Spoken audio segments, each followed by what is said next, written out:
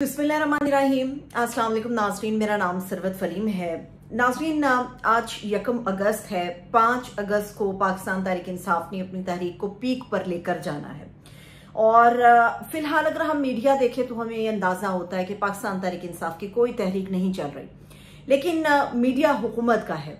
और अगर social media देखें तो वो अपोजिशन का है, क्योंकि सोशल मीडिया पे आपको वो तमाम हकायक देखने को मिलते हैं और बिल्कुल दुरुस्त हकायक देखने को मिलते हैं जिनका ताल्लुक अपोजिशन और ख़ास तौर पे पीटीआई और उनकी एहतजाजी तहरीक से मुतालिक है। अगर तो सोशल मीडिया आप देखें तो फिर आपको अंदाजा होता है कि पाकिस्तान तहरीक इंसाफ कुछ काम कर रही है, अपनी तहरीक को कामयाब करने के लिए कोई ना कोई वो हाथ पैर मार रहे हैं। अब यहाँ पर एक चीज तो बिल्कुल क्लियर हो गई कि जिस तरह से सजाएं पाकिस्तान तहरीक इंसाफ के रहनुमाओं को हुई, उनके जो असल चेहरे थे उनको हुई, उससे ये लगा था कि शायद अब तहरीक का कोई मुस्तकबिल नहीं है, शायद अब चीजें जो है वो खत्म हो जाएंगी या बिल्कुल वो उस तरह से नहीं पीक पर आ सकेंगे जिस तरह से इमरान खान साहब या उनकी बहनों ने ये दावा किया था और पीटीआई के वर्कर्स के जरिए से वो करने भी वाले थे।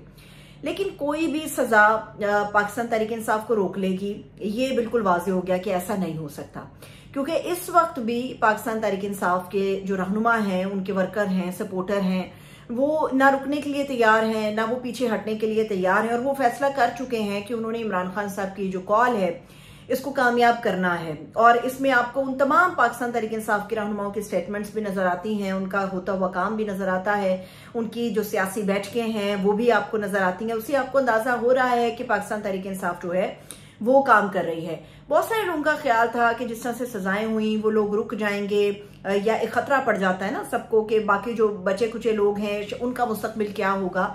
लेकिन वो लोग जिन्होंने सजाएं पाई हैं अदालतों के जरिए से, ना सिर्फ वो पुरुमीद है बल्कि वो बकअप कर रहे हैं उन तमाम रहनुमाओं को, उन तमाम सपोर्टर्स को, उन तमाम वर्कर्स को जिनके जिम्मे ये तहरीक चलाने की इमरान खान साहब ने ड्यूटी लगाई है, या पीटीआई जिस तरह से इस तहरीक को आगे ले जाकर अपना मुस्तकबिल जो है उसको महफूज करने के बारे में भी सोच रही है। कभी ऐसा आपको न देखने में सुनने में कभी नहीं आया होगा कि जी 3 बड़ी असेंबलियां हों और तीनों के जो अपोजिशन लीडर हैं वो फारिग करा दिए जाएं। मैं इसको फारिग कराना इसलिए कह रही हूँ क्योंकि हमारे यहाँ जिस तरह से फैसले आ रहे हैं उन फैसलों के ऊपर कई सवालात हैं। उस फैसले को बादले नाख्वास्ता भी कोई तस्लीम करने के लिए तैयार नहीं है जिस किस्म के फैसले आ रहे हैं। आप देखें कि सेनेट से पाकिस्तान तहरीक इंसाफ के जो अपोजिशन लीडर हैं उन्हें भी फारिग करा दिया गया, शिबली फराज साहब को फारिग करा दिया गया, कौमी असेंबली के अंदर से उमर अयूब साहब को फारिग करा दिया गया, सूबाई असेंबली है पंजाब की, जो पंजाब असेंबली है वहां से भच्चर साहब को फारिग करा दिया गया और भी कई लोग हटा दिए गए कैनवस से। बिल्कुल आपको सियासी कैनवस से ये सारे के सारे लोग हटे हुए नजर आ रहे होंगे। और कभी ऐसा नहीं हुआ कि एक हुकूमत जो है वो अपना सिस्टम चला रही है और ऑपोजिशन को सबको वो रोनती हुई चली जा रही है। किसी भी मुल्क में ऑपोजिशन एक बेहतर किरदार, तामीरी किरदार अदा करने के लिए अपना रोल प्ले करती है और ऑपोजिशन को तो यहाँ बिल्कुल ही गवर्नमेंट ने रोन दिया। आपको कभी ऐसी मिसाल नहीं मिलेगी। मतलब फिर ये सही कहते हैं ना कि गलियां हो जान सुंजियां ते विच मिर्जा यार फिरे। यहाँ पे हुकूमत का इस वक्त हमें हाल नजर आ रहा है कि हुकूमत ये फैसला पता नहीं कर चुकी है कि हमने अकेले ही इन गलियों में तनहा ही फिरना है और हमें ऑपोजिशन जो है इसका कुछ नहीं करना, ऑपोजिशन नहीं होना चाहिए। सियासत जो है वो सियासतदान हमेशा करता है और उसकी सियासत जो है वो जेल में भी होती है। हमारे यहाँ तारीख में कई बड़े बड़े रहनुमा, कई बड़े बड़े लीडर जो हैं वो जेलों में गए, चाहे वो डील करके बाहर आ गए, चाहे वो किसी तरह एनेक्सिस के अंदर रहे या जिस तरह से भी वो जेल में रहे या नहीं रहे।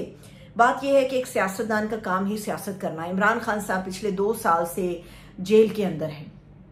कौन कहता है इमरान खान साहब की सियासत खत्म हो गई? इमरान खान साहब शायद सियासत की उस बुलंदी पे आज जेल में होने के बाद हैं जिसमें वो जेल से पहले नहीं थे। इमरान खान साहब की सियासत बहुत ऊपर चली गई है। पाकिस्तान तहरीक इंसाफ के ऑपोजिशन लीडर्स को रौंदने के बाद या फिर पीटीआई का हिस्से मुखिए करने के बाद या उनकी सारी लीडरशिप को उड़ा देने के बाद कौन कहता है कि बिल्कुल खत्म हो गई पीटीआई? पीटीआई तो आज भी खड़ी है। रेजिस्टेंस की जो एक अलामत है ऑपोजिशन की वो तो आज भी खड़ी है। अगर आप उन्हें असेंबली में आने की इजाजत नहीं देंगे तो वो सड़क पे अपनी असेंबली लगा लेंगे और तारीख में इसकी कई मिसालें मिलती हैं। अगर आप सियासतदानों का इंतकामी तौर पे रास्ता रोकते हैं तो उस इंतकाम की जो आग बुझती है उसके लिए सड़कें सबसे बेहतर जो है वो अपना कैनवस पे देती हैं। सड़कें सबसे ज्यादा बेहतर जगह फराहम करती हैं। और अब पीटीआई के पास जब असेंबलियों में आने का ऑप्शन नहीं रहा, जब सारे बंदे फारिग करा दिए, तो उनके पास अब सड़क पे आने का ऑप्शन है। और सड़क पे आने के ऑप्शन से वो वो कहते हैं ना कि रत्ती बराबर जर्रा बराबर पीछे हटना, तो पाकिस्तान तहरीक इंसाफ जो है वो हटने के लिए तैयार नहीं है। अब गवर्नमेंट ये कह रही थी कि जी आए पार्लियामेंट के अंदर आए, पार्लियामेंट के अंदर आए, बैठे बात करें, हमारे साथ जो भी चीज है उसको सॉर्ट आउट करते हैं, मिलके करते हैं। लेकिन पार्लियामेंट में आने के सारे रास्ते पीटीआई के लिए बंद करा दिए गए हैं, हर किस्म का रास्ता। अब ऑप्शन उनके पास सड़कों का है और वो ये कह रहे हैं कि हमें कोई ऑप्शन मिले या ना मिले, सड़क का ऑप्शन है हमारे पास, खुली जगह हमारे पास है, हमारे पास वर्कर है, हमारे पास मोबिलाइज करने के लिए लोग मौजूद हैं, हमारे अपने बड़े लीडर मौजूद अब भी मौजूद हैं। और जो लीडर तो उनका जेल में बैठा उसके नाम के ऊपर तो लाखों बंदा वैसे ही निकल आता है। एहतजाज की जब बात आती है तो लाखों बंदा तो वैसे ही वहां से निकल आता है। तो बाकी लोगों का ये जो अब चीजें इसके अंदर शामिल हो गई हैं, तो हुकूमत की तरफ से मेरे ख्याल में एक बहुत बड़ी गलती की गई है, जो इस किस्म की सजाएं और इस तरह से बिल्कुल ऐन उस वक्त में जब पाकिस्तान तहरीक इंसाफ को अपनी मूवमेंट चलाने के लिए एक फ्यूल चाहिए, एक पॉलिटिकल फ्यूल उनको चाहिए। मौजूदा हुकूमत ने वो पॉलिटिकल फ्यूल खुद अपने हाथों से अब पाकिस्तान तहरीक इंसाफ के कटोरे के अंदर डाल दिया। अब वो उस फ्यूल का इस्तेमाल भी करेंगे, वो सड़कों पर मोबिलाइज भी करेंगे, वो सड़क पर एहतजाज भी चलाएंगे। ये जिसने कहा था कि जी गिरफ्तारियां हो जाएंगी, सब चीजें खत्म होगी, मेरा ख्याल है कि ये सजाएं होने के बाद गवर्नमेंट के पास शायद एक आखिरी कार्ड था, वो उन्होंने आखिरी कार्ड खेल लिया। इसके बाद कोई भी दूसरा कार्ड नहीं है कि क्या वो बंदे पकड़ के जेल में ज्यादा से ज्यादा डाल देंगे। इसके अलावा क्या गवर्नमेंट करेगी, इसके अलावा क्या सालों की दहाइयों के ऊपर जो है वो सजाएं सुना दी हैं, 10 साल इससे ऊपर सजाएं, न जाने कितनी कितनी सजाएं सुना दी गई हैं। इसके बाद क्या कोई हथियार हुकूमत के पास है जो वो अपोजिशन के खिलाफ इस्तेमाल कर सके। लेकिन हुकूमत के इन कारनामों के बाद पाकिस्तान तहरीक इंसाफ और उनसे मुंसलिक दीगर जो अपोजिशन की जमातें हैं उनके पास बेतहाशा कार्ड है। उनके कार्ड इतने हैं कि सड़क पे जब बंदा एक एहतजाज के लिए निकल आए तो उसके बाद पास एक के बाद दूसरा, दूसरे के बाद तीसरा, तीसरे के बाद चौथा ऑप्शन मौजूद हमेशा रहता है। गवर्नमेंट के पास सिर्फ यही ऑप्शन होता है कि आप डरा सकते हैं, सर पकड़ सकते हैं, जेल में डाल सकते हैं, सजा सुनवा सकते हैं, केसेस में अंदर करा सकते हैं। हुकूमत ने ये सारे काम कर लिए। अब हुकूमत के पास कुछ वाकई नहीं बचा कि वो इस ऑपोजिशन के खिलाफ क्या कर ले।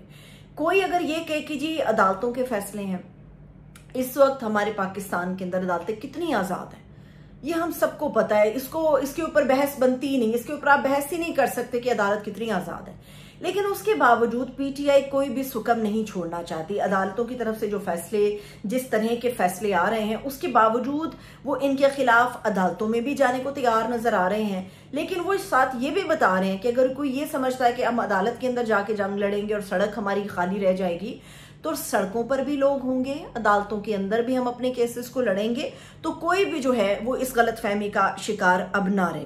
अब पाकिस्तान तहरीक इंसाफ के पास बहुत सारी चीजें हैं, बहुत सारे रास्ते हैं, और असल जो इस वक्त खतरा है वो हुकूमत को है। गो के वो हुकूमत में है, गो के उनके पास पावर है, गो के वो अपने पाकिस्तान की इकोनॉमी के लिए कुछ रोल प्ले कर रहे हैं, लेकिन असल में खतरा हुकूमत का। उसकी वजह ये है कि जब आप बाहर के किसी मुल्क में बैठ के पाकिस्तान के हालात को जज करने की कोशिश करते हैं, तो जो यहाँ पे मंजर नजर आता है आपको पाकिस्तान से बाहर बैठ के, तो उससे आपको अंदाजा लगता है कि यार पाकिस्तान में तो जंग लगी हुई है, पाकिस्तान में तो ये भी हो रहा है, पाकिस्तान में तो वो भी हो रहा है, पाकिस्तान जाना जो है वो कोई इतना अच्छा फैसला नहीं होगा। ये एक आम शहरी की सोच है। जो लोग अपना सरमाया इन्वेस्ट करने के लिए अगर पाकिस्तान की सरजमीन को देख रहे हैं, तो उनको ये भी वहां से बैठ के नजर आ रहा है कि वहां तो रोज एहतजाज, रोज स्ट्राइक्स हो रही हैं, लड़ाई मार कुटाई हो रही है, वहां पे क्या कारोबार होगा। तो असल में इसमें पीटीआई को कोई खतरा नहीं है। ये सारे का सारा जो खतरा अपने मोल लिया है या अपने गले का एक तौक बनाया है वो गवर्नमेंट ने बनाया है। अभी भी अगर समझदारी के साथ काम किया जाए, अगर बातचीत की जाए, बात को मुज़ाकरात की तरफ ले जाया जाए, पाकिस्तान तहरीक इंसाफ के सीनियर संजीदा लोगों के साथ बैठ के कुछ मामला को सॉर्ट आउट किया जाए, तो चीजों को कंट्रोल किया जा सकता है। लेकिन हमें यह भी पता है कि गवर्नमेंट अपनी नाक ऊंची रखेगी तो वो कभी भी मुमकिन नहीं है कि वो खुद पीटीआई वालों को जो है वो एग्री करे किसी चीज के लिए, उनको जो है वो मुत्तफिक उनके साथ होने की कोशिश करे। डंडे का अगर इस्तेमाल होगा इस तहरीक के लिए तो वो भी बैकलैश करेगा, वो भी पीटीआई को सपोर्ट देगा। मैंने कहा ना कि ये एक पॉलिटिकल फ्यूल है। जो हुकूमत ने खुद अपने हाथों से पाकिस्तान तहरीक इंसाफ के कटोरे में डाला है। अगर तो हुकूमत समझदारी का मुजाहरा नहीं करेगी तो इस पॉलिटिकल फ्यूल का पीटीआई इस तरह से इस्तेमाल करेगी कि हुकूमत को दिन में तारे दिखा सकती है। पीटीआई इस मूड में भी है, पीटीआई नजर भी आएगी और आप वर्कर पे या किसी पे एक दफा डंडा इस्तेमाल कर सकते हैं, 2 दफा डंडा इस्तेमाल कर सकते हैं। हर बार जब डंडा इस्तेमाल करेंगे तो वो गुस्सा, वो जज्बा और भड़कता है, वो जोश और उनका खून मारेगा। तो फिर ऐसे में हुकूमत के लिए खतरा है। अगर फौरी तौर पे 4-5 संजीदा लोग गवर्नमेंट के, पुराने सियासी लोग जो सालसी करा सकें, बैठ जाएं, उनको टेबल के गिर्द ले आए, उनके साथ बात करें तो चीजें हल हो सकती हैं। अगर ऐसा नहीं होगा तो ये किसी के लिए फायदेमंद नहीं है, न पाकिस्तान के लिए, न गवर्नमेंट के लिए और ना यहाँ पर रहने वाले बासियों के लिए। इजाजत दीजिए, अपना ख्याल रखिए। खुदा हाफिज़।